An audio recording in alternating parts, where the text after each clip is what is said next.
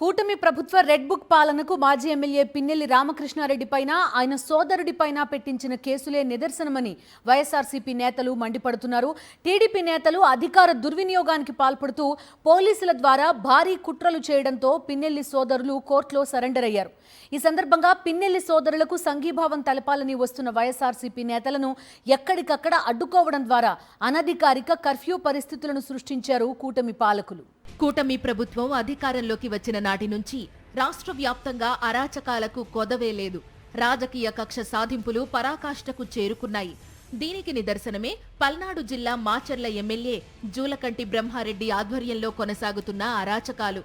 కూటమి పెద్దల అండతో రెచ్చిపోతున్న ఎమ్మెల్యే జూలకంటి మాజీ ఎమ్మెల్యే పిన్నెల్లి రామకృష్ణారెడ్డి, ఆయన సోదరుడు పిన్నెల్లి వెంకటరామిరెడ్డిని, ఇతర నేతలను టార్గెట్గా చేసుకుని అక్రమ కేసులు పెట్టి వేధిస్తున్న సంగతి తెలిసిందే.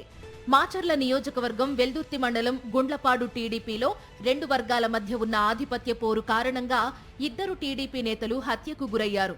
అప్పటి జిల్లా ఎస్పీ శ్రీనివాస్ కూడా తెలుగుదేశం పార్టీ నేతల మధ్య ఉన్న ఆధిపత్య పోరు వల్లే డబుల్ మర్డర్ జరిగిందని ప్రకటించారు. అయినా సరే వాస్తవాలను పక్కన పెట్టేసిన ఎమ్మెల్యే జూలకంటి తన అసమర్థతను కప్పిపుచ్చుకోవడానికి గుండ్లపాడు డబుల్ మర్డర్ను మాజీ ఎమ్మెల్యే పిన్నెల్లి రామకృష్ణారెడ్డికి, ఇతర వైఎస్ఆర్సీపీ నేతలకు ఆపాదించారు. దీనిపై 6 నెలలుగా పిన్నెల్లి బ్రదర్స్ను వేధిస్తూనే ఉన్నారు. ఈ అక్రమ కేసుపై పిన్నెల్లి సోదరులు న్యాయ పోరాటం చేస్తున్నారు. ఈ నేపథ్యంలో ఎలాగైనా సరే పిన్నెల్లి సోదరులను జైలుకు పంపాలని కుట్రపూరితంగా వ్యవహరించిన ఎమ్మెల్యే జూలకంటి మరోసారి అధికార దుర్వినియోగానికి పాల్పడ్డారు. పోలీసుల ద్వారా కుట్రపూరితంగా వ్యవహరించారు.